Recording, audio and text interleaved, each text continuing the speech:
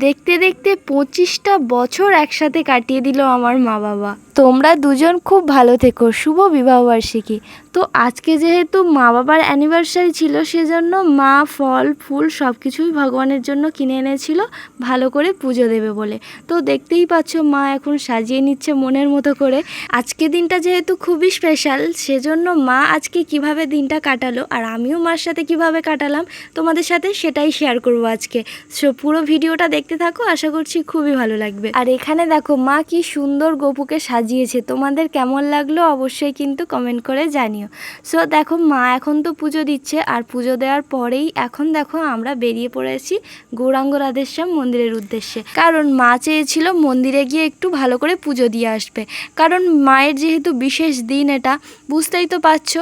অন্য কোথাও ঘুরতে না গিয়ে মা বললো যে গৌরাঙ্গ রাধেশ্যাম মন্দিরেই পুজো দিয়ে আসবো, এই আর কি। সেই জন্য আমিও বেরিয়ে পড়লাম মায়ের সাথে। আর এই যে মাঠের মধ্যে দিয়ে যাচ্ছি, তোমরা আগেও একটা ব্লগে দেখেছো আমি গৌরাঙ্গ রাধেশ্যাম মন্দিরে যাওয়ার সময় তোমাদেরকে বলেছিলাম।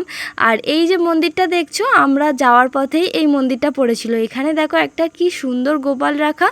আর এই যে মন্দিরটায় আমরা আগে কোনো দিন ঢুকিনি, সেজন্য মা বললো চল একবার দর্শন করে আসি। তারপর আমরা গৌরাঙ্গ রাধেশ্যাম মন্দিরে পৌঁছে যাই, আর এসেই দেখি এখানে অন্নপ্রসাদ দিচ্ছে।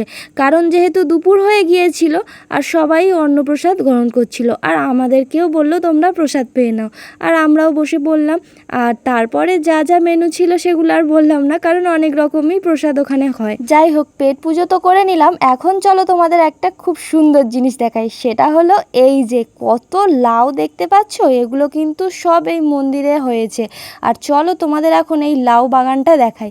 এই যে পুরো ভাড়া করে দেখো কত সুন্দর লাউ ঝুলছে, পুরো না এতগুলো লাউ আর এত হাতের কাছে আমি কোনো দিন দেখিনি। আমি তো শুধু অবাক হয়ে দেখছিলাম যে এত লাউ হয়েছে। আমি এতদিন দেখে এসেছি ঘরের চালে লাউ ঝোলে, কিন্তু এত কাছাকাছি লাউ যে হাতের কাছেও ঝোলে, সত্যি আমি এটাই ফার্স্ট টাইম দেখলাম। তোমরা কারা দেখেছো আমাকে একটু কমেন্ট করে কিন্তু জানিও। আমার দেখে না এত ভালো লাগছিল, তোমাদের আমি বলে ভাষা খুঁজে পাচ্ছি না যে আমি তোমাদের কি বলে বোঝাবো। আমার তো ভীষণ আনন্দ হচ্ছিলো। এখানে অনেক আমি ফটোও তুলেছি, সেগুলো পোস্ট করেছি, তোমরা অলরেডি দেখে নিয়েছো। আর হ্যাঁ, এত যে লাউ দেখছো ভাবছো যে বিক্রি হয়, কিন্তু না, একটাও বিক্রি করা হয় না। মন্দিরে ভগবানকে সবগুলোই ভোগ লাগানো হয়, তারপরে সব ভক্তরা সেবা পায়। যাই হোক, আমাদের যে উদ্দেশ্য নিয়ে মন্দিরে আসা, এই যে মা পুজো দিতে দিয়েছিল, প্রভু এখন ভগবানকে ভোগ লাগাচ্ছেন। তো এইভাবেই মার বিবাহবার্ষিকীটা কেটেছিল। তোমাদের কেমন লাগলো অবশ্যই জানিও।